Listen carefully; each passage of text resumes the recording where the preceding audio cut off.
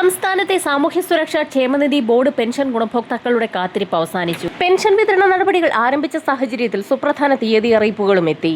2026 July മാസത്തിലെ സാമൂഹ്യ സുരക്ഷാ പെൻഷൻ വിതരണ നടപടികൾ സംസ്ഥാന സർക്കാരിന്റെ ഭാഗത്തു നിന്നും ആരംഭിച്ചു. ഈ സാഹചര്യത്തിലാണ് ഗുണഭോക്താക്കൾക്ക് സംസ്ഥാന സർക്കാരിന്റെ ഭാഗത്തു നിന്നും വമ്പൻ സന്തോഷ വാർത്ത എത്തിയിരിക്കുന്നത്. ഓഗസ്റ്റ് സെപ്റ്റംബർ മാസത്തിൽ ഗുണഭോക്താക്കൾക്ക് കൂടുതൽ ആനുകൂല്യങ്ങൾ എത്തിച്ചേരും. ഓഗസ്റ്റ് മാസത്തിൽ ഓണത്തോടനുബന്ധിച്ച് ഗുണഭോക്താക്കൾക്ക് 2 ഗഡു പെൻഷൻ തുക വിതരണം ചെയ്തേക്കുമെന്നുള്ള റിപ്പോർട്ടുകൾക്ക് പിന്നാലെയാണ് സന്തോഷ വാർത്ത എത്തിയിരിക്കുന്നത്.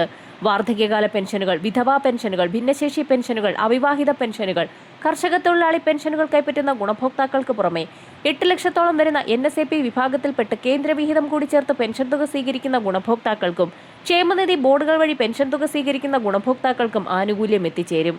26 ലക്ഷത്തോളം വരുന്ന ബാങ്ക് അക്കൗണ്ട് നമ്പറുകൾ നൽകിയിട്ടുള്ള ഗുണഭോക്താക്കൾക്ക് അക്കൗണ്ടുകളിലേക്കും 24 ലക്ഷത്തോളം വരുന്ന ഗുണഭോക്താക്കൾക്ക് കൈകളിലേക്കുമാണ് വിതരണം ആരംഭിക്കുക. കൈകളിൽ തുക സ്വീകരിക്കുന്ന ഗുണഭോക്താക്കൾക്കും ഇപ്പോൾ DBT സംവിധാനത്തിലേക്ക് മാറാൻ കഴിയുന്നതാണ്. ഡയറക്ട് ബെനിഫിറ്റ് ട്രാൻസ്ഫർ സംവിധാനം വഴി തുക ഗുണഭോക്താക്കളുടെ അക്കൗണ്ടുകളിലേക്ക് കൃത്യമായി തന്നെ എത്തിച്ചേരും.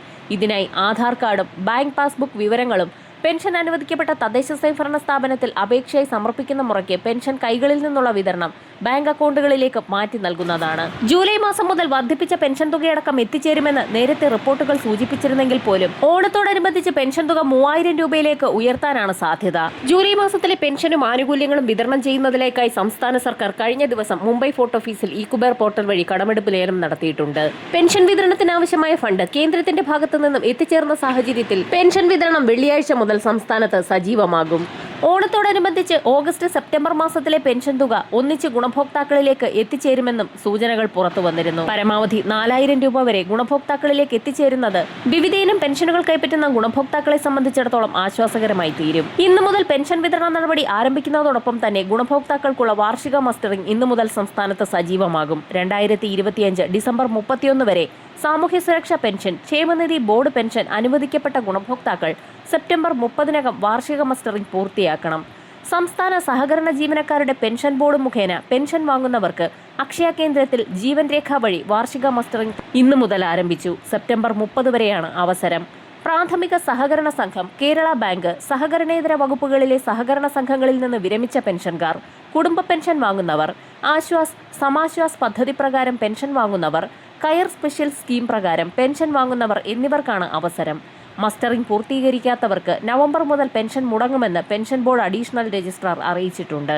മദ്രസ അധ്യാപക ക്ഷേമനിധി ബോർഡിൽ നിന്നും 2025 ഡിസംബർ 31 വരെ പെൻഷൻ അനുവദിച്ച ഗുണഭോക്താക്കൾ സെപ്റ്റംബർ 30 വാർഷിക മസ്റ്ററിംഗ് പൂർത്തിയാക്കണമെന്നുള്ള അറിയിപ്പുകൾ കൂടി പുറത്തു വന്നിരിക്കുകയാണ്. സാമൂഹ്യ സുരക്ഷാ ക്ഷേമ പെൻഷൻ ഗുണഭോക്താക്കൾക്ക് പുറമെ പ്രവാസി പെൻഷൻ കൈപ്പറ്റുന്ന ഗുണഭോക്താക്കൾക്ക് അറിയിപ്പുകൾ എത്തിയിരിക്കുകയാണ്.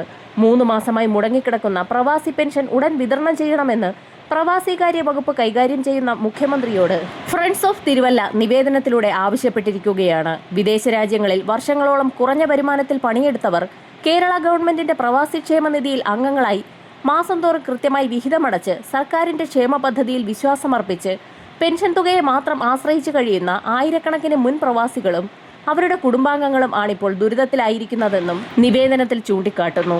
പ്രവാസ ജീവിതം അവസാനിപ്പിച്ച് നാട്ടിൽ തിരിച്ചെത്തിയ പലരും മരുന്നിനും നിത്യച്ചെലവുകൾക്കുമായി ആശ്രയിക്കുന്നത് പെൻഷൻ തുകയെയാണ്. ഇത് മാസങ്ങളോളം നൽകാതിരിക്കുന്നത് പ്രവാസികളെ കടുത്ത സാമ്പത്തിക പ്രതിസന്ധിയിലേക്ക് തള്ളിവിടും.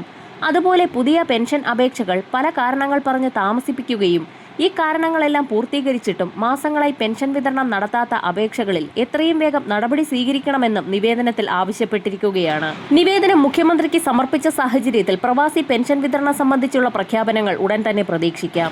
ജൂലൈ മാസത്തിലെ സാമൂഹ്യ സുരക്ഷാ ക്ഷേമ പെൻഷനുകൾ ഈ ആഴ്ച മുതൽ വിതരണം ആരംഭിക്കുന്ന സാഹചര്യത്തിൽ പെൻഷൻ തുക വർധനവ് സംബന്ധിച്ചുള്ള കാര്യത്തിലും ഉടൻ തന്നെ പ്രഖ്യാപനം ഉണ്ടായേക്കും. വരും മണിക്കൂറുകളിലെ സർക്കാർ അറിയിപ്പുകൾക്കായി ചാനൽ സബ്സ്ക്രൈബ് ചെയ്യാൻ മറക്കാതിരിക്കുക.